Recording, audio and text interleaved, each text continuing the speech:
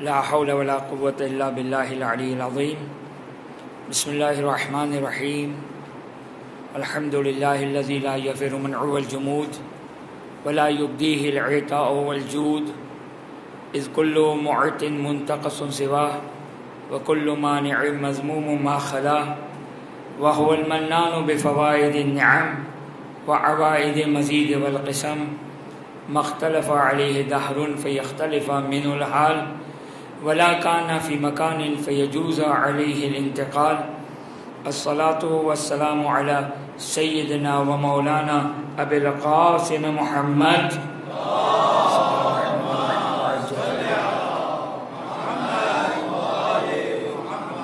وعلى أهل بيته الطيبين الطاهرين، لا سيما مولانا ومولى الكونين أبي الحسن والحسين امیر المؤمنین علی ابن ابی طالب علیہم السلام.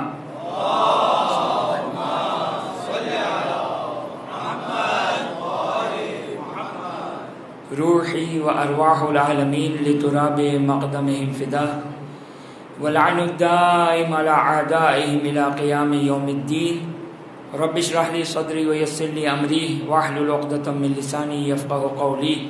بسم اللہ الرحمن الرحیم. اللہم کل ولیک الحجت ابن الحسن صلواتک علیہ وعلی آبائہ فی هذه الساعة وفی کل ساعة ولیا وحافظا وقائدا وناصرا ودلیلا وعینا حتی تسکنہ ارضک طوعا وتمتعہ فیہا طویلا.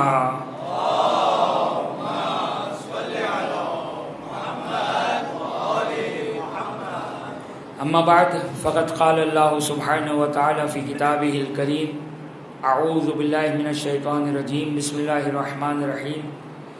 یوم ندعو کل اناس بامامہم فمن اوتی کتابہ بیمینہ فاولئک یقرؤون کتابہم. ایک درود پڑھ دے محمد و آل محمد پر.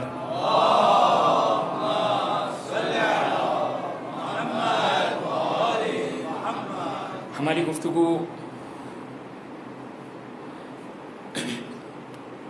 اس نقطے تک پہنچی تھی کہ غیبت کا دور، غیبت کا زمانہ جو انتہائی اہم زمانہ ہے، آزمائش کا دور ہے، امتحان کا دور ہے. انسان سہل انگاری، لاپرواہی سے ان ایام میں، ان دنوں میں انسان غافل نہ رہے، بلکہ جو حقیقی تعلیمات اہل بیت اطہار علیہ السلام کی جو قرآن اور حدیث ہمارے لیے نمونۂ زندگی ہے، ہمارے لیے نمونۂ زندگی قرآن ہے، ہمارے لیے نمونۂ زندگی کلام اہل بیت اطہار علیہ السلام ہے. انسان اس چیز کو متوجہ رہے. اب ایک بات اپنے بچوں اور جوانوں کے لیے ایک بات کہہ رہا ہوں، شاید ممکن ہے آپ لوگوں جسارت کرتے ہوئے، شاید ممکن ہے آپ لوگوں کے اعتبار سے یہ بہت بڑی بات ہو جائے اور شاید آپ لوگوں کے لیے پریکٹیکل ممکن نہ ہو، لیکن بہرحال یہ بولنا ضروری سمجھتا ہوں میں کہ توجہ کریں کہ ایک حدیث ہے، ایک فرمان امام ہے. مجھے معلوم ہے کہ میں روز بروز ایک اسٹیپ آگے بڑھ رہا ہوں. کل تک کی گفتگو میں نے عام فہم، لاجک اور کامن سینس کو کنڈیم کیا، فلسفے کو کنڈیم کیا. آج میں ایک اور اس سے آگے ایک بات کہنا چاہ رہا ہوں. بات صحیح ہے، اگرچہ شاید آپ لوگ کے لیے اتنی پریکٹیکل، یعنی پریکٹیکل سے مراد ہے تو ضروری، لیکن بہرحال میں یہ بات کہنا ضروری سمجھتا ہوں، بالخصوص اگر میری آواز ان لوگوں تک پہنچے کہ جو بہرحال اس تبلیغ کی ذمہ داری کو اپنے کندھے پہ اٹھائے ہوئے ہیں اور ذمہ داری سمجھتے ہوئے اس کو انجام دے رہے ہیں۔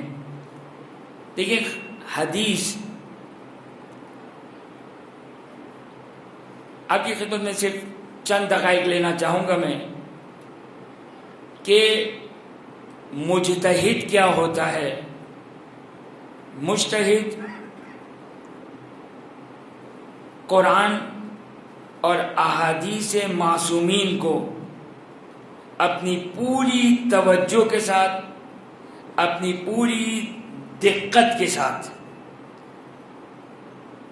اس کو جس طرح دودھ سے بال نکالا جاتا ہے انتہائی باریک بینی کے ساتھ،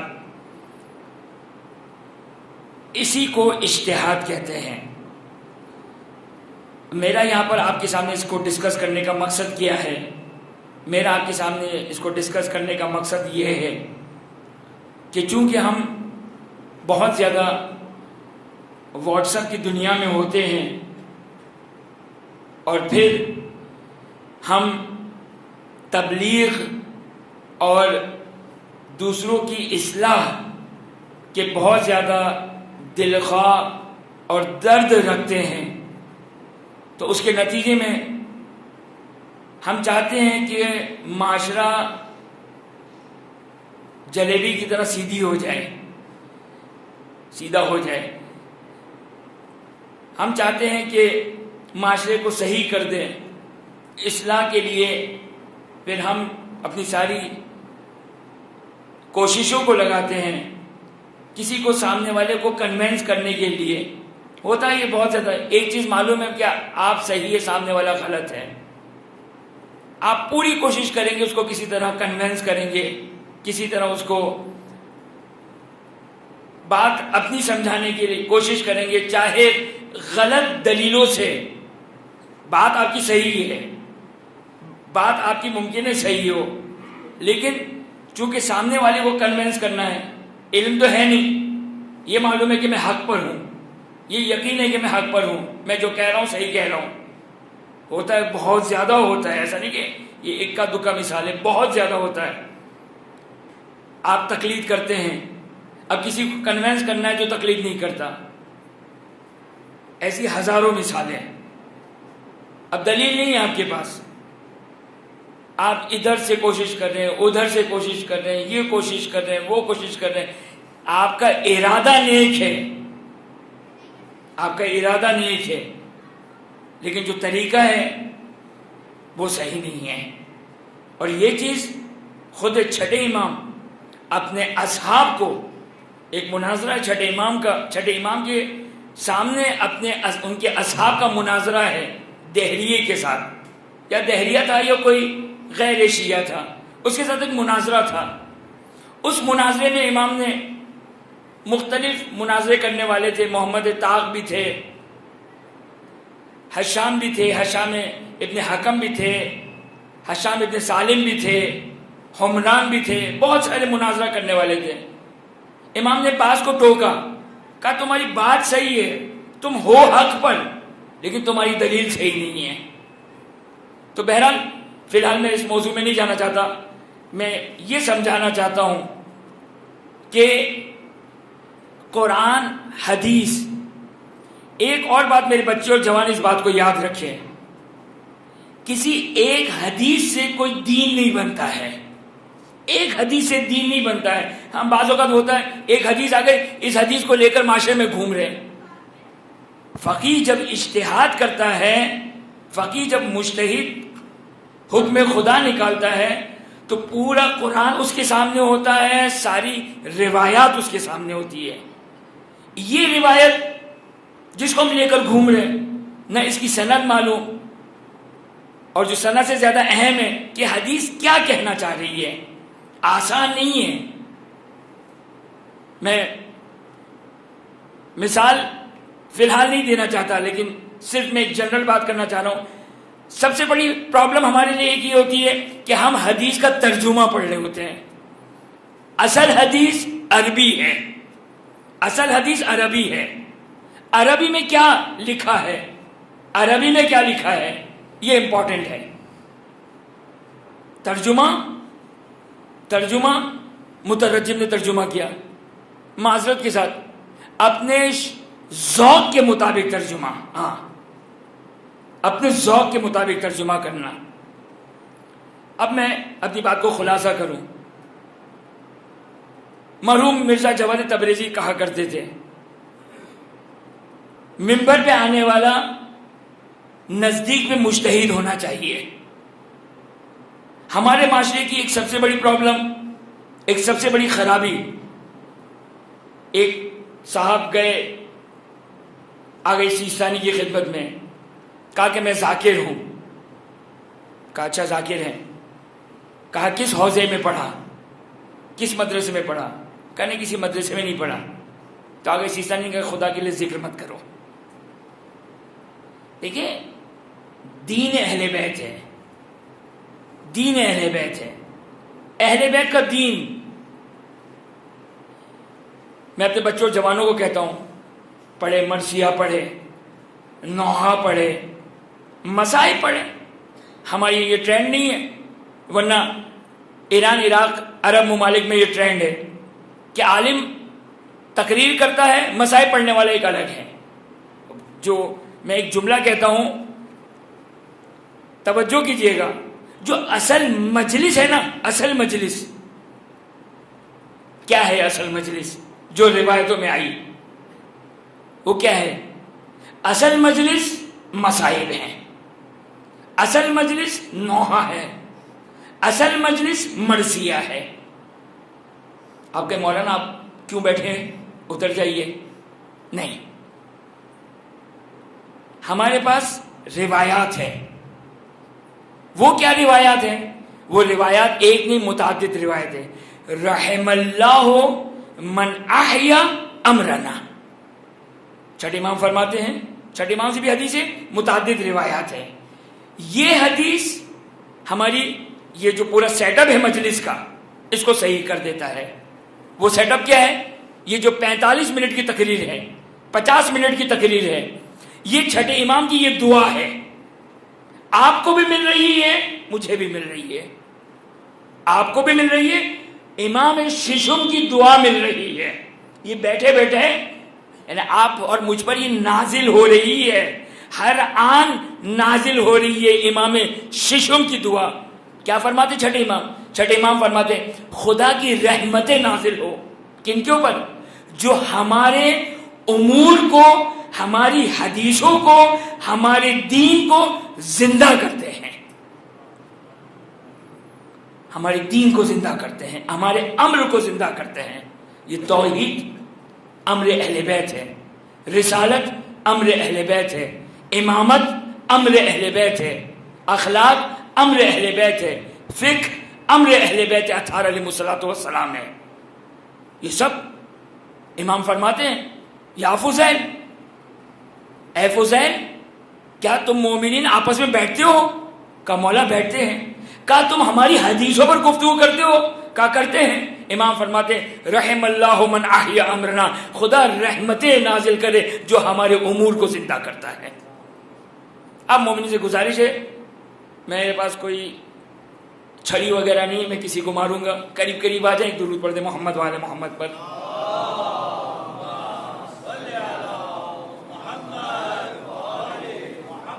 اور ذرا آگے کی تشریف لیں، درود پڑھ دیں محمد والے محمد پر.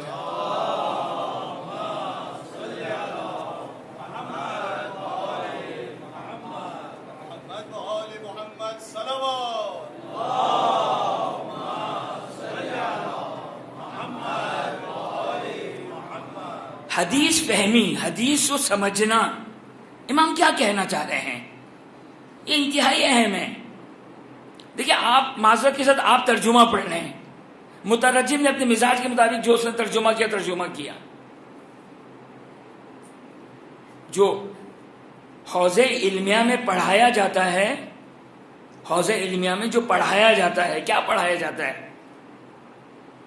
اگر خالی بہار الانوار کا ترجمہ نہیں پڑھایا جاتا ہے، خالی وسائل الشیعہ کا ترجمہ نہیں پڑھایا جاتا ہے، بلکہ پڑھایا جاتا ہے کہ یہ حدیث کیا کہنا چاہتی ہے۔ کل آپ کی خدمت میں نے ایک حدیث بیان کی، یا لیتنی کنت معکم فافوز فوزا عظیما، سمپل سی حدیث ہے۔ امام فرماتے ہیں، ابن 8ویں امام سے بھی روایت ہے، 6 امام سے بھی روایت ہے، 2 معصوم سے روایت ہے کہ جب تم کربلا والوں کا تذکرہ سنو، یا ابن شبیب کچھ 8ویں امام نے کہا جب سید الشہداء مولا حسین علیہ السلام کا تذکرہ سنو تو تمنا کرو، یا لیتنی کنت معکم فافوز فوزا عظیما، تمنا کرو، صرف یہ تمنا کرو کہ کاش میں بھی اگر کربلا میں ہوتا تو میں بھی حبیب ابن مظاہر کی طرف اپنی جان کو قربان کر دیتا۔ دیکھیں یہ تمنا تو میں نہیں سمجھتا کہ کسی مومن کی تمنا نہ ہو۔ کل آپ کی خدمت میں بیان کیا تھا، کیونکہ مجھے کسی نے کہا کہ میں اپنی بات واضح نہیں کر سکا تھا، صرف 2 جملوں میں کہہ دوں۔ 2 چیزیں ہیں، ایک تمنا کرنا، ایک انسان کا ایلیجیبل ہونا، اہلیت ہونا، انسان اپنے آپ کو اس کا اہل سمجھے۔ سمپل سی بات ہے، ایک مثال دے دوں، انشاءاللہ بات واضح ہو جائے گی۔ میں اپنی کلاس میں ڈفر اسٹوڈنٹ ہوں، بڑی مشکل سے پاس ہوتا ہوں، بڑی مشکل سے 33% لیتا ہوں، 33% بڑی مشکل سے آتی ہے۔ میں اپنے آپ کو ایلیجیبل نہیں سمجھتا ہوں کہ میں فرسٹ آؤں، میں فرسٹ آؤں، میں سیکنڈ آؤں، میں تھرڈ آؤں، ایلیجیبل نہیں ہوں۔ لیکن سوال، کیا میری خواہش ہے یا نہیں ہے؟ میری خواہش، کسی بھی اسٹوڈنٹ کی خواہش ہے یا نہیں کہ وہ فرسٹ آئے؟ یہاں تک کہ وہ اللہ سے شکوہ کر بیٹھتا ہے کہ خدا تو نے میرا دماغ کیوں دیا، ایسا کیوں دیا کہ مجھے کوئی بات سمجھ میں نہیں آتی۔ نہیں، دماغ ہونا کمال نہیں ہے، کمال انسان کا تسلیم ہونا ہے۔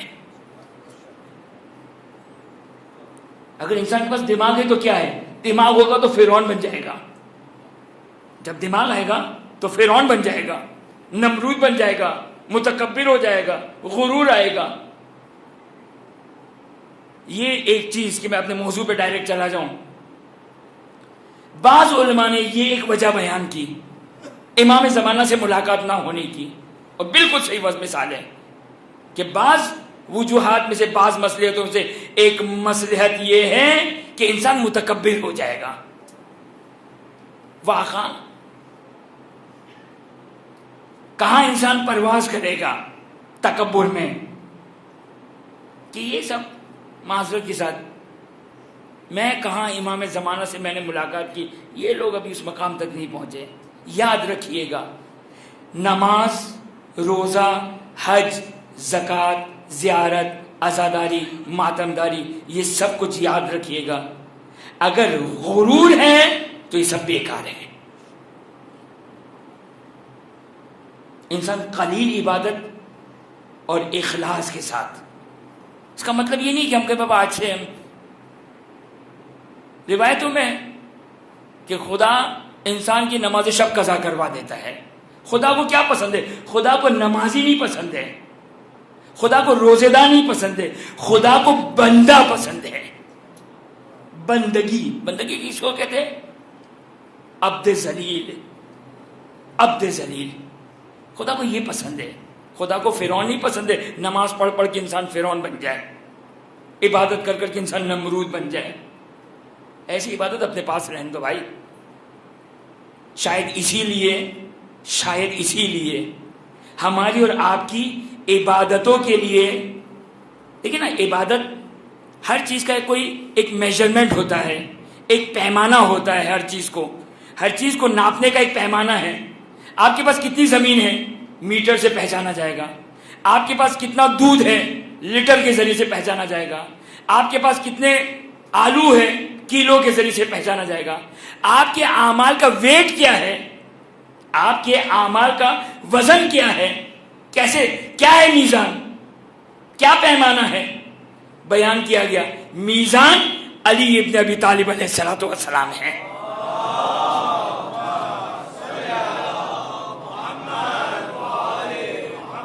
علی میزان ہے، یہ جب امیر المومنین کی عبادت کو دیکھے گا تو کبھی تکبر نہیں آئے گا، کبھی غرور نہیں آئے گا، کیونکہ وہ عبادت کرنے والا عبادت کی معراج پر کہ اگر تلوار بھی اگر پیروں سے نکال دے جو پتہ نہ چلے. میں ایک جملہ کہتا ہوں، جب یہ جملہ کہتا ہوں تو ساتھ یہ جملے میرے خود بخود ذہن میں آتا ہے کہ میری نماز اور امیر المومنین کی نماز دونوں سیم ہے. تھوڑی دیر ٹھہر جائیے گا حملہ کرنے سے پہلے. میری نماز اور امیر المومنین کی نماز دونوں سیم ہے. امیر المومنین کو نہیں پتہ چلتا اور مجھے بھی نہیں پتہ چلتا کہ کب نماز شروع ہوئی کب ختم ہوئی. بس صرف فرق یہ ہے کہ میں دنیا میں غرق ہوں، وہ عرش پر پرواز کرتا ہے. ان کو بھی نہیں پتہ چلتا ہے، مجھے بھی نہیں پتہ چلتا ہے. لیکن بس یہ میزان ہے. جب انسان امیر المومنین کی عبادت کو سامنے رکھے گا نا تو انسان ہمیشہ یہی کہتا رہے گا، خدا سے عذر خواہی کرتا رہے گا، خدایا معاف کر دینا، میری عبادت قابل نہیں ہے. اور پھر یہ جب بات آتی ہے تو ایک بات ذہن میں آتی ہے کہ انسان کی یہ کیفیت ہونی چاہیے، اور انسان اگر اس کی حقیقت کو سمجھے تو انسان کا یہ عالم ہوگا. کیا عالم ہوگا؟ کہ اس شاگرد کی طرح ہوگا انسان. کس شاگرد کی طرح؟ جو ہمیشہ امتحان دینے کے بعد یہ دعا کرتا رہے گا کہ کاش جہاں میرے امتحان کے پیپر رکھے ہیں وہاں پہ آگ لگ جائے. امتحان دے کر آیا، بڑی مشکل سے پاس ہوتا ہوں، بلکہ یقینی طور پر فیل ہوں گا. دعا ہے کہ آگ لگ جائے، وہ فرسٹ آنے والی کے پیپر بھی جل جائے اور میرے پیپر بھی جل جائے. تو میرے نامہ اعمال، آپ لوگ انشاءاللہ ولی اللہ ہیں، میرے نامہ اعمال ایسے کہ میں ہمیشہ یہی دعا کرتا ہوں. یہ انسان کی حقیقت ہے. انسان ہمیشہ خدا کے سامنے تسلیم رہے، اہل بیت اطہار علیہ السلام کے سامنے تسلیم رہے. میرے بچے اور جوان، یہ حدیث کو سمجھنا انتہائی ضروری ہے. توجہ کریں معصوم کیا ارشاد فرماتے ہیں. میری لاجک آپ کی لاجک، میرا فلسفہ آپ کا فلسفہ ہر روز تبدیل ہوتا رہے گا. ہر روز میرا فلسفہ، میری لاجک تبدیل ہوتی رہے گی. دین میرے فلسفے سے نہ لیں، دین میری لاجک سے نہ لیں، دین میرے ذہن کا نہ لیں. اس وجہ سے نہیں کہ میں نے ابا کبا پہنا ہے تو آپ مجھے سننے آئے. جی نہیں، آپ مجھے نہیں سننے آئے، آپ امام صادق علیہ السلام کو سننے آئے.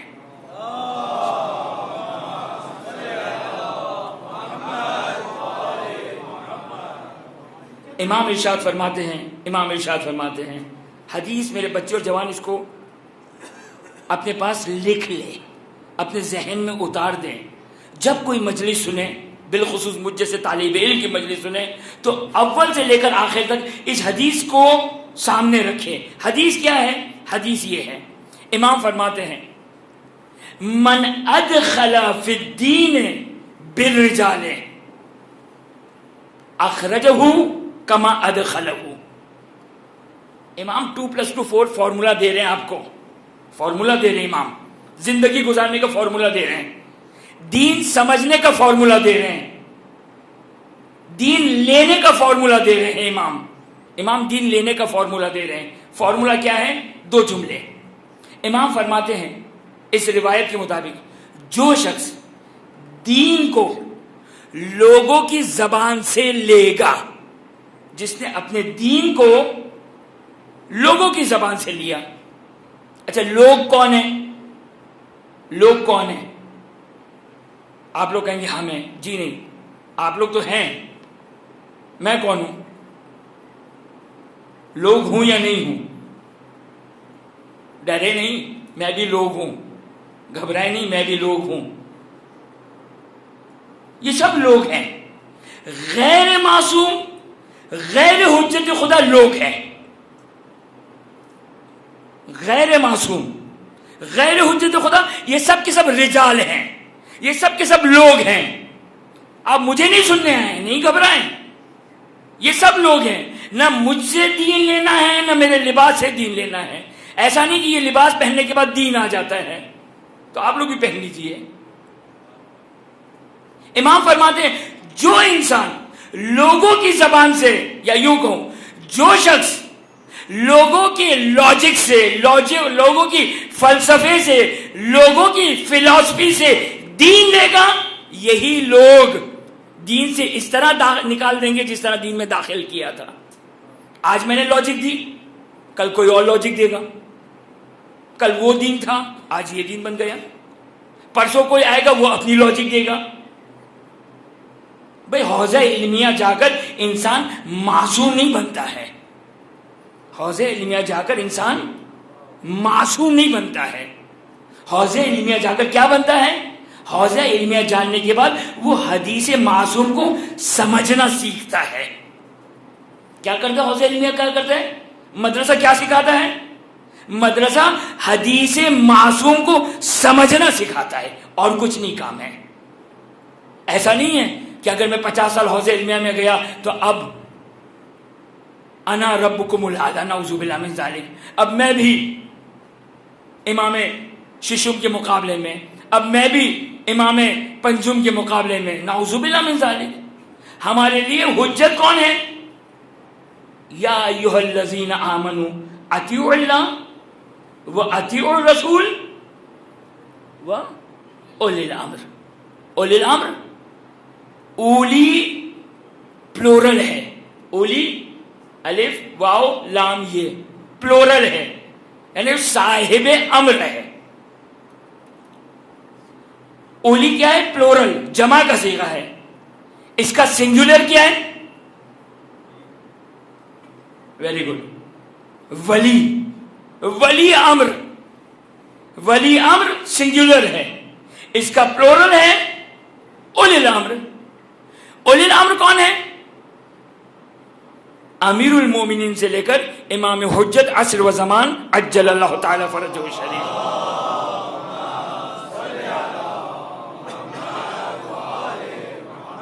اطیعوا اللہ و اطیعوا الرسول، وہ ہمیں اللہ کی اطاعت، رسول کی اطاعت اور اولی الامر کی اطاعت.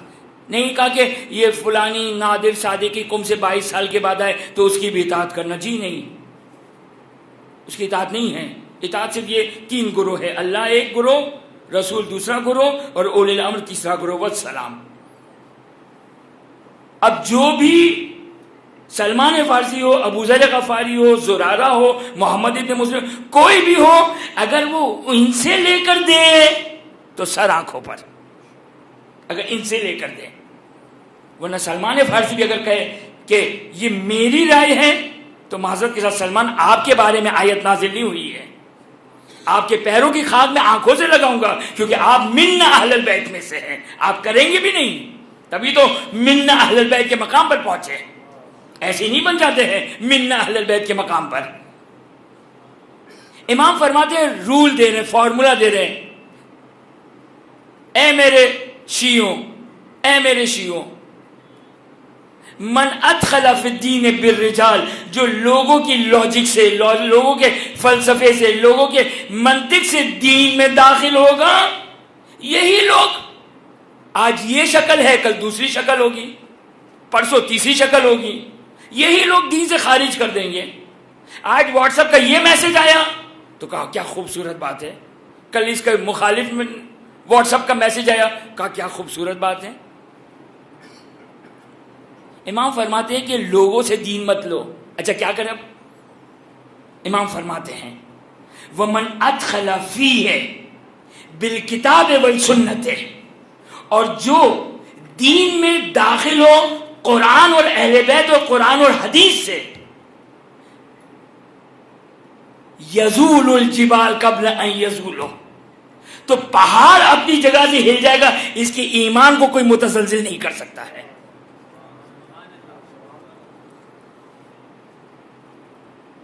امام کیوں فکر مند ہے؟ آخر زمانے میں امام کیوں فکر مند ہے؟ اپنے شیعوں کے لیے فکر مند ہے. آپ کی خدمت میں زرارہ کی روایت پڑھی تھی میں نے کہ زرارہ کو کہا تھا یہ غیبت طولانی غیبت ہوگی، غیبت طولانی ہوگی، اور اس غیبت میں کیا ہوگا؟ دوسروں کا امتحان نہیں ہوگا، خدا ہمارے شیعوں کا امتحان لے گا. کچھ کہیں گے مر گئے وہ تو، کچھ شک و شبہ میں تو گرفتار ہو جائیں گے. آج اس سے زیادہ خطرناک روایت سن لیجئے. امیر المومنین علی ابن ابی طالب علیہ الصلوۃ والسلام،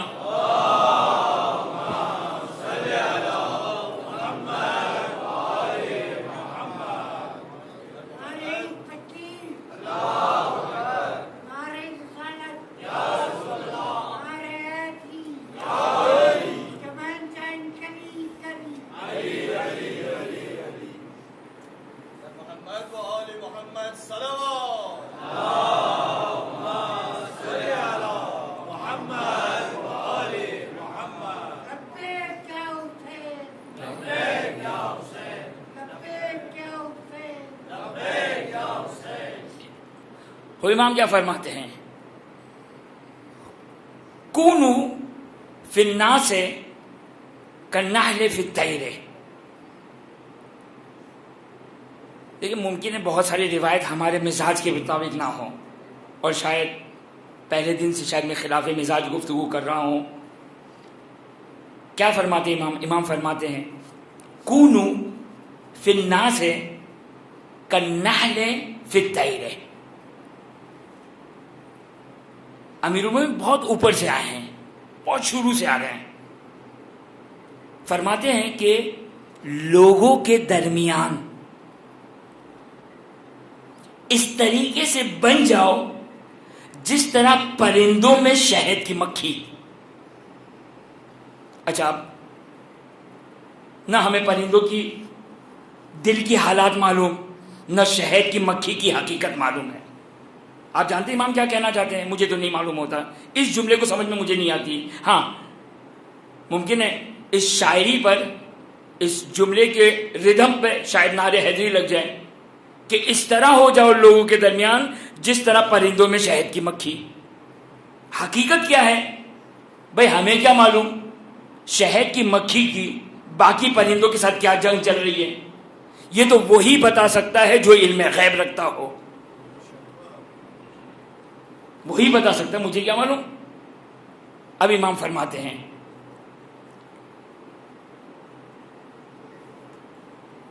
ایک درود پڑھ دے محمد والے محمد پر.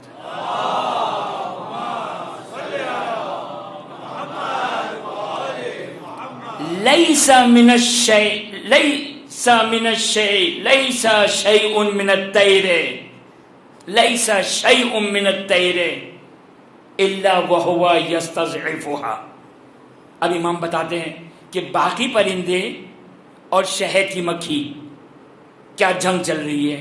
امام فرماتے ہیں کہ جتنے بھی پرندے ہیں یہ پرندے سب کے سب اجماع کیے ہوئے ہیں، اتفاق کیے ہوئے ہیں کس بات پر؟ کہ شہد کی مکھی انتہائی نالائق ہے، انتہائی کمزور ہے، انتہائی ذلیل ہے. یستضعف، ضعیف، کمزور، بغیر کسی قیمت کے، کوئی قیمت نہیں ہے، اس کو اگنور کر دیا ہے، اس کو چھوڑ دیا ہے، اس کی طرف توجہ نہیں کی ہے. امام فرماتے ہیں کونو فی الناس کالنحل فی الطیر. لوگوں کے درمیان اس طرح ہو جاؤ جس طرح پرندوں کے درمیان شہد کی مکھی. اچھا، امام ابھی آگے مزید بات واضح کر رہے ہیں. لو علمت ما فی اجوافها من البرکہ لم یفعل بها کذالک. اگر سارے پرندوں کو پتہ چل جائے نا کہ شہد کی مکھی میں خدا نے کیا برکتیں رکھی ہیں، کس نعمت کو رکھا ہے، تو یہ سارے کے سارے پرندے اس کے دشمن بن جائیں گے. امام فرماتے ہیں لوگوں میں شہد کی مکھی کی طرح ہو جاؤ. اگر لوگوں کو پتا چلے کہ تمہارے پاس ولایت علی ابن ابی طالب ہے،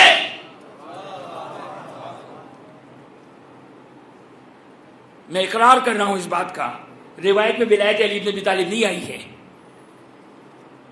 روایت میں نہیں ہے. لیکن بھائی واحد چیز جو ڈفرینشیٹ کرنے والی ہے، توحید ہو، رسالت ہو، قیامت ہو، نماز ہو، روزہ ہو، حج ہو، زکوٰۃ ہو، ان تمام چیزوں میں جو چیز ڈفرینشیٹ کرتی ہے وہ ولایت علی ابن ابی طالب ہے. اگرچہ روایتوں نے بیان کیا، ایک جملہ کہوں گا جن کو سمجھ میں آ جائے سمجھ میں آ جائے، ورنہ روایتوں نے بیان کیا یاد رکھنا تمہارا ان کے درمیان میں کسی چیز پر اتفاق نہیں، فقط قبلے کا اتفاق ہے، فقط قبلے کا اتفاق ہے. یعنی امام کیا کہنا چاہ رہے ہیں؟ توحید بھی ایک نہیں ہے.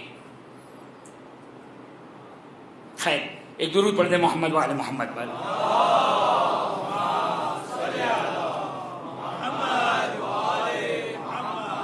امام فرماتے آگے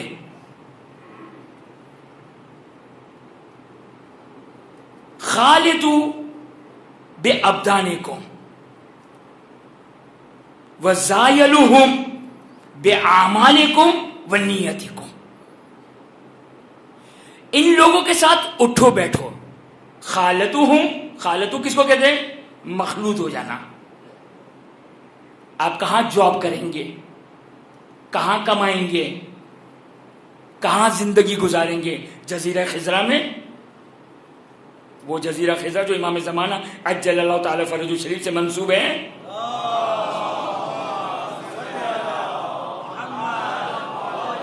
نہیں، رہنا تو یہیں پر ہے. اسی لیے امام نے کہا جاؤ ان کی تشریح جنازہ میں جاؤ، ان کے پیچھے نماز پڑھو، اٹھو بیٹھو، ان سے اچھا سلوک کرو، وغیرہ وغیرہ وغیرہ. کہ خالتہم بالابدان. ابدان کس کو کہتے ہیں؟ بدن، جسم. ان کے ساتھ تمہارا بدن اٹھنا بیٹھنا تمہارا ساتھ ہونا چاہیے. وزایلہم بالنیت واعمالکم. تمہاری نیت، تمہاری زبان اور تمہارا عمل ان سے جدا ہونا چاہیے. ان کو یہ نہیں پتا ہونا چاہیے کہ تم ولایت علی رکھتے ہو. بس ظاہر معلوم ہے ان کو کہ ہم ولایت علی رکھتے ہیں، لیکن ولایت علی کی حقیقت کیا ہے یہ نہیں جانتے ہیں.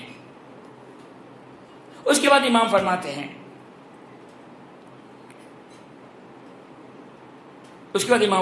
ہیں کہ عجیب جملہ ہے. فرماتے ہیں کہ ان کے ساتھ زندگی گزارو لیکن تمہارے نیت اور تمہارے اعمال ان سے جدا ہونے چاہیے. اچھا، ایسا نہیں کہ ان کے پیچھے نماز نہیں، نماز بھی ان کے ساتھ پڑھیں، سب کچھ ان کے ساتھ ہونا چاہیے، لیکن جو حقیقت ہے وہ روشن نہیں ہونی چاہیے. اس کے بعد یہ جملے بڑے خطرناک ہیں. اس کے بعد امام فرماتے ہیں کہ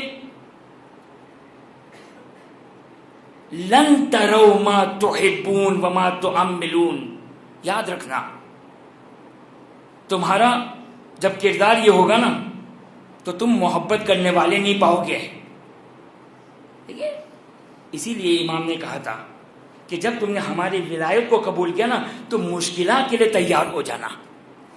ہم سمجھے مشکلات سے مراد فقر و فاقہ اور نہیں، مشکلات یہ ہے لن تروا ما تحبون وما تعملون. نہیں پاؤ گے جو تم سے محبت کریں گے.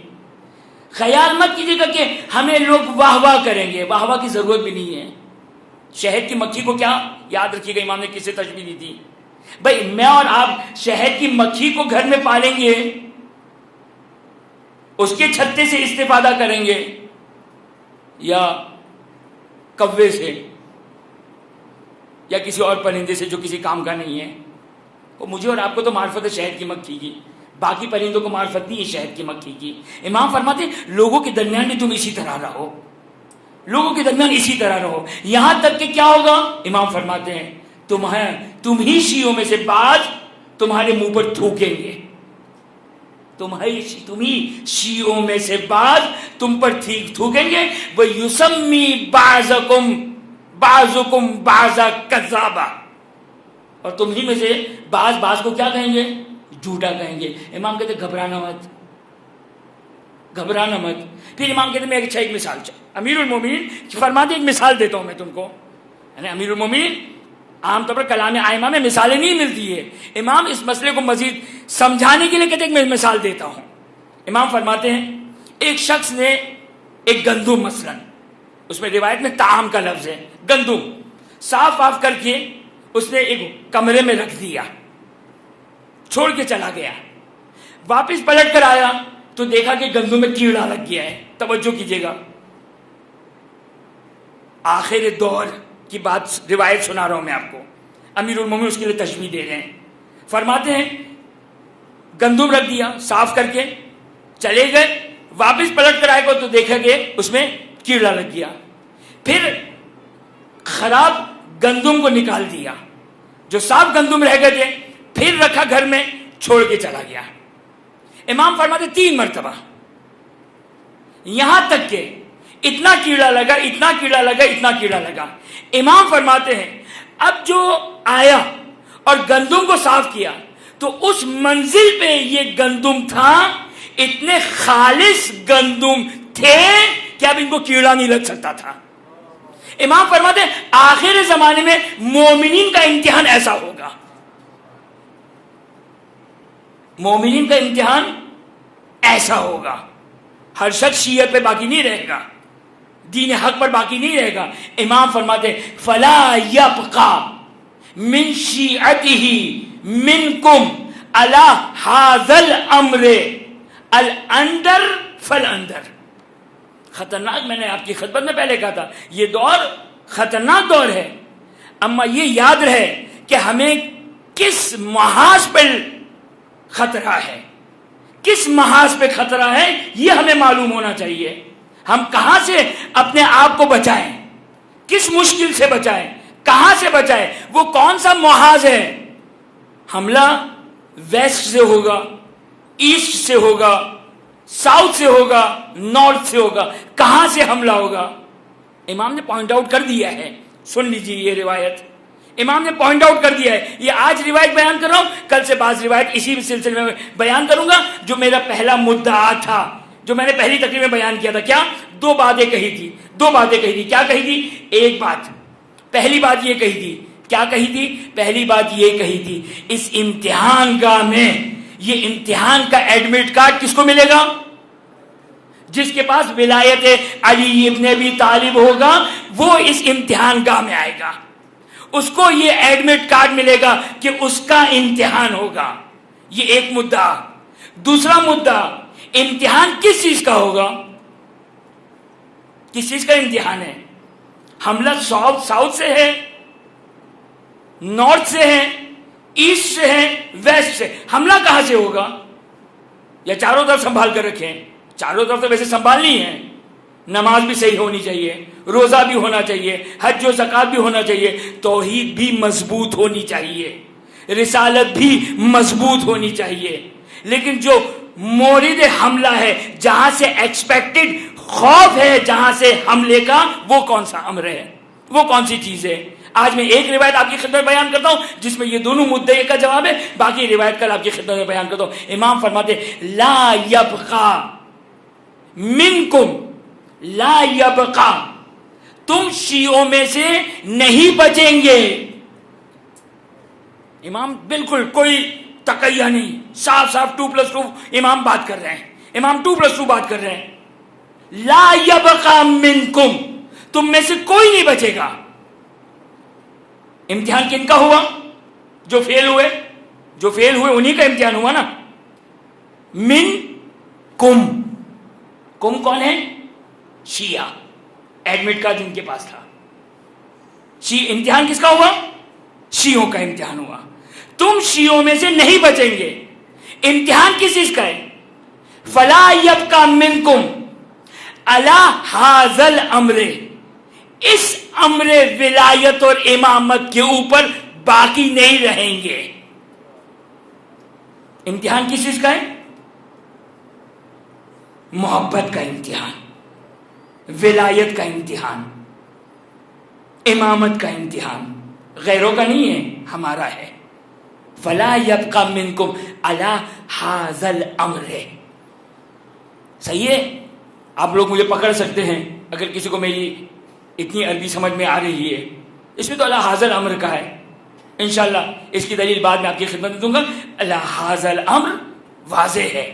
جب امام اپنے شیعوں سے بات کرتے ہیں، امامت کی بات کرتے ہیں، علی ھذا الامر کر کے تعبیر کرتے ہیں. انشاءاللہ یہ دلیل انشاءاللہ بعد میں بھی لے کر آؤں گا، لیکن واضح ہے. یہ جو حدیث سمجھتے ہیں ان کے لیے یہ بات واضح ہے. علی ھذا الامر یعنی مسئلہ امامت اور ولایت.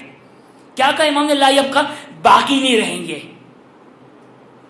الا اندر، یہ اردو والا اندر نہیں ہے، عربی میں کہتے ہیں نادر. نادر یعنی ہم کہتے ہیں نا شاذ و نادر. نادر یعنی قلیل، کم. اندر یہ اسی نادر سے ہے، اس کا اس میں تفضیل ہے. سپرلیٹو ڈگری، نادر کا سپرلیٹو ڈگری کیا بنے گا؟ اندر، یعنی انتہائی قلیل. امام فرماتے تم شیعوں میں سے علی ھذا الامر، اس امر ولایت اور امامت پر باقی نہیں رہیں گے مگر انتہائی قلیل. امام نے اس پر بھی اکتفا نہیں کیا. امام بس کافی تھا اتنا، کہا نہیں، اندر فل اندر، قلیل در قلیل.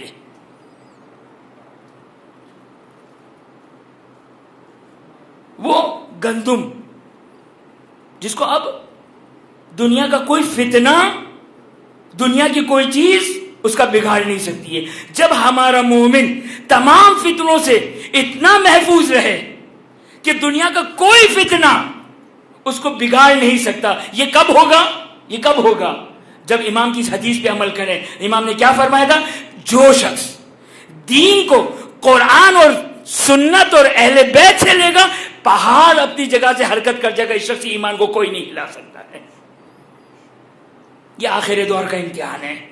یہ غیبت آپ کی میں نے خدمت میں روایات پڑھی، یہ غیبت امتحان ہے. خدا چاہتا ہے مومنوں کا امتحان لے، مومنوں کا امتحان لے. یہ آواز لگانے والے، یہ شور کرنے والے نہیں چاہیے. وہ گندم چاہیے، سالم گندم چاہیے. کون تسلیم کی منزل پر ہے؟ کون تسلیم کی منزل پر ہے؟ کون چونچرا نہیں کرتا ہے امام کے سامنے؟ ہے روایتوں میں امام کے اوپر اعتراض کرنے والے، امام پر اعتراض کرنے والے. موقع ملا تو شاید روایت بیان کر دوں. کیوں ہوں گے؟ جب امام ظہور فرمائیں گے امام کو پڑھائیں گے. ہاں یاد رکھیے گا، ہماری ایسی تربیت ہو رہی ہے آج کے زمانے میں. آج ہم اتنا قرآن، حدیث، فقہ، دین سیکھ رہے ہیں، اتنا سیکھ چکے ہیں، نہیں ابھی نہیں سیکھے ہیں، اتنا سیکھ چکیں گے کہ روایت میں ہے کہ امام زمانہ کو جا کے پڑھائیں گے. نعوذ باللہ من ذالک. امام زمانہ کو جا کے پڑھائیں گے. خدا را یہ انسان کنٹرول کرے،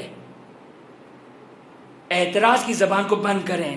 امام کے سامنے سر تسلیم خم رہے، سر تسلیم خم رہے. نہیں سمجھ میں آ رہا ہے میری لاجک کہاں، امام کی لاجک کہاں، میری عقل کہاں، امام کی عقل کہاں. ہمیں سمجھ میں نہیں آیا.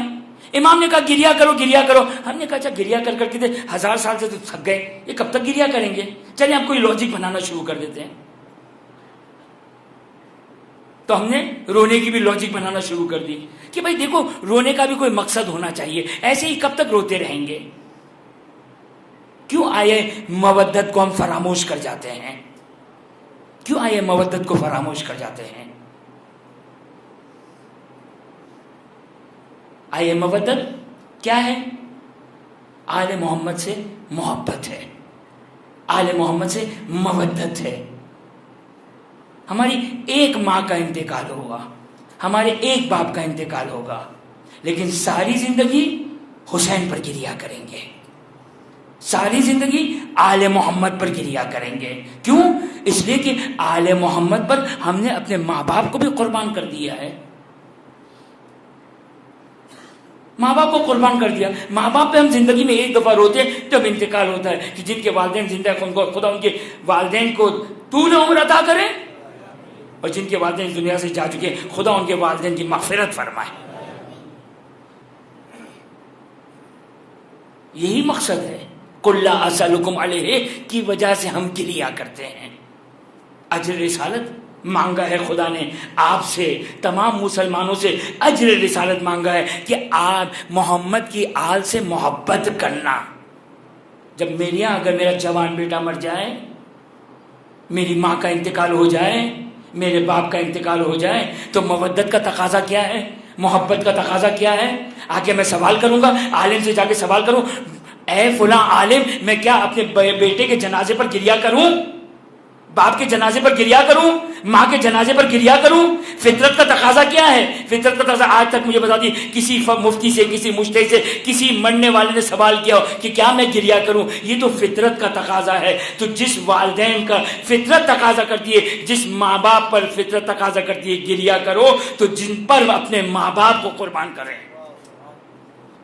فطرت کیا تقاضا کرتی ہے؟ میں جملہ کہتا ہوں، واللہ فطرت تقاضا کرتی ہے کہ اگر ہم رو رو کے مر جائیں. یہ تو معرفت نہیں ہے ہماری. ہماری معرفت اتنی ہی ہے کہ جتنے ہماری آنکھوں میں آنسو آتے بس.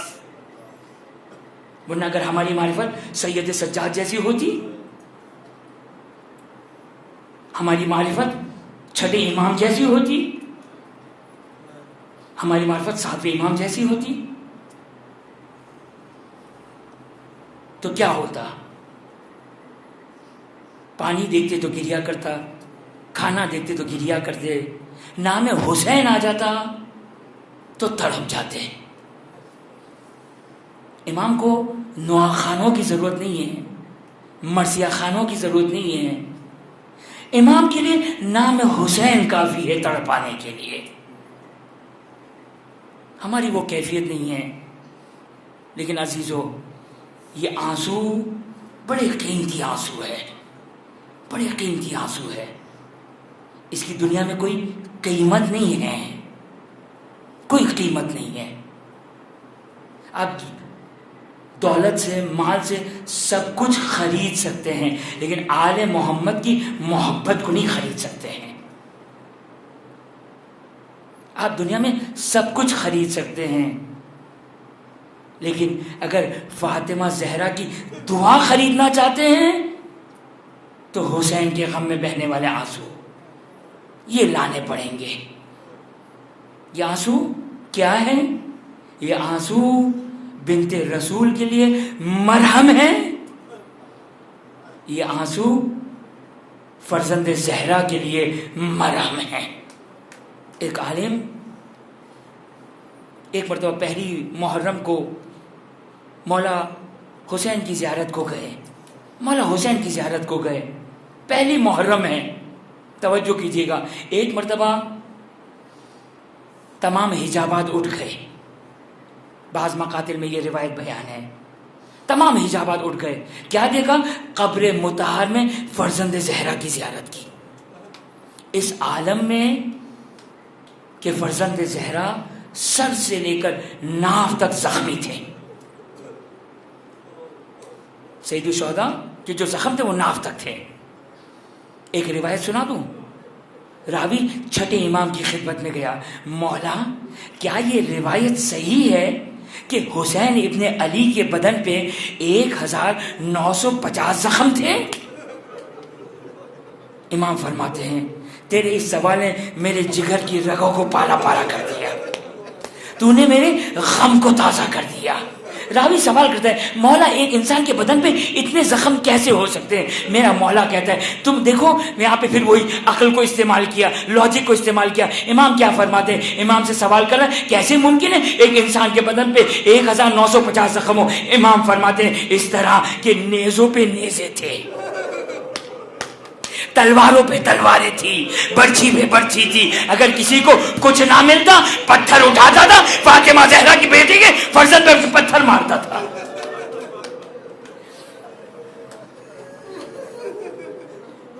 بس ایک مرتبہ عالم کی نگاہ پڑی، بہت گریہ کیا، پہلی محرم تھی، ایک مرتبہ زیارت کر کے چلا گیا، 10 دن کسی طرح گزارے، ایک مرتبہ شام غریبہ یا 11 محرم کو ایک مرتبہ دوبارہ مولا حسین کی زیارت کو آیا، مولا حسین کی زیارت کو دوبارہ پردے، ایک مرتبہ تمام پردے ہٹ گئے، پھر ایک دفعہ سید الشہداء کی زیارت کی، لیکن عجیب منظر دیکھا۔ اب جو سید الشہداء کو دیکھا تو سر سے ناف تک جو مولا کے زخم تھے یہ سارے کے سارے دور ہو چکے تھے، سارے زخم دور ہو چکے تھے۔ تڑپ کر سوال کیا مولا وہ زخم کہاں چلے گئے؟ 10 دن میں وہ زخم کہاں چلے گئے؟ کہا ہمارے شیعوں کے گریہ اور آنسوؤں نے سارے زخم کو مٹا دیا۔ ایک مرتبہ عالم کی نگاہ مولا کے سینے پہ پڑی، مولا کے سینے پہ پڑی، دیکھا 2 تازے زخم ہیں، 2 تازے زخم ہیں۔ ایک مرتبہ تڑپ کر سوال کیا مولا یہ 2 تازے زخم کون سے ہیں؟ کہا یہ 2 زخم قیامت تک باقی رہیں گے، ایک عباس کا زخم، ایک اکبر کا زخم۔ عباس کا زخم، عباس کا زخم، ارے کھائے کسی کی شہادت میں میرے مولا نے نہیں کہا ہائے 2 جملے ملتے ہیں مقتل میں، عباس کی شہادت سے 2 جملے ملتے ہیں۔ جب میرے مولا نے آخری فریاد استغاثہ کیا تھا، عباس علمدار نے جب آخری فریاد استغاثہ کیا، یا ابتا یا ابا عبداللہ علیہ کا منی سلام، آخری سلام لے لیجئے اپنے غلام کا، تو اس وقت میرے مولا نے کہا الان انکسر ظہری، یہ مولا حسین کی کمر ٹوٹی، یہ ایک جملہ. اور دوسرا جملہ جو مقتل نے بیان کیا، بعض مقاتل نے بیان کیا، جب سید سجاد نے ایک شہید کا سوال کیا، ایک شہید کا سوال کیا، حبیب کا سوال کیا، مسلم کا سوال کیا، میرا مولا کہتا جا رہا ہے قد قتل قد قتل. سید سجاد برداشت کر رہے ہیں، سید سجاد برداشت کر رہے ہیں. اکبر کی شہادت کو برداشت کر لیا، قاسم کے پامال لاشیں کو برداشت کر لیا، ہائے علی اصغر کی شہادت کو برداشت کر لیا. لیکن جب چچا عباس کی شہادت کو سنا، ایک مرتبہ سید سجاد غش کھا گئے. بس ازادارو، اکبر کی شہادت حسین کے لیے بڑی گرا تھی، بڑی مصیبت والی تھی. اسی لیے مقاتل نے بیان کیا، جب حسین نے اکبر کو مقتل میں بھیجا، مقاتل بیان کرتے ہیں جب حسین نے اکبر کو مقتل کی طرف بھیجا، حسین برداشت نہ کر سکے. شدت غم سے کبھی حسین بیٹھتے تھے، کبھی کھڑے ہوتے تھے، کبھی بیٹھتے تھے، کبھی کھڑے ہوتے تھے. ایک مرتبہ کا خدا گواہ رہنا، شبیہ رسول کو بھیج رہا ہوں، جب رسول کی زیارت کرنا چاہتا تھا اکبر کو دیکھ لیا کرتا. بس ایک مرتبہ ہائے اکبر کی شہادت حسین برداشت نہ کر سکے. تبھی یہ مقتل کا جملہ، جب لٹا ہوا کاروان ایک مرتبہ جب ابن زیاد کے دربار میں پہنچا، ہائے ابن زیاد کا دربار جانتے ہیں مقاتل کیا بیان کرتے ہیں. شہزادی زینب ابن زیاد کے دربار میں کس طرح داخل ہوئی تھی. علی کی بیٹی، غیرت مند کی بیٹی، غیرت مند ابن زیاد کے دربار میں کس طرح داخل ہوئی. مقاتل بیان کرتے ہیں، ہائے شہزادی بے مغنا چادر، ہاتھ پسے گردن بندھے ہوئے، اپنی آستین سے چہرے کو چھپائے ہوئے. ایک مرتبہ ابن زیاد تخت پر بیٹھا ہوا ہے، سامنے تشت پر سر حسین رکھا ہوا ہے، رومال ڈالا ہوا ہے، رومال کو ہٹایا. ایک مرتبہ ابن زیاد کی نگاہ سر حسین پر پڑی. ازادارو ذرا دل پہ ہاتھ رکھ کے سن لیجئے گا. عجیب جملہ ابن زیاد نے کہا اے حسین تو اتنا بوڑھا تو نہ تھا. بس یہ سننا تھا. علی کی شیر دل بیٹی زینب کبریٰ جلال آ گیا اور کہا کہ ابن زیاد میرا بھائی بوڑھا نہ تھا، اکبر کی موت نے میرے بھائی کو بوڑھا کر دیا. واہ اکبرہ واہ علی.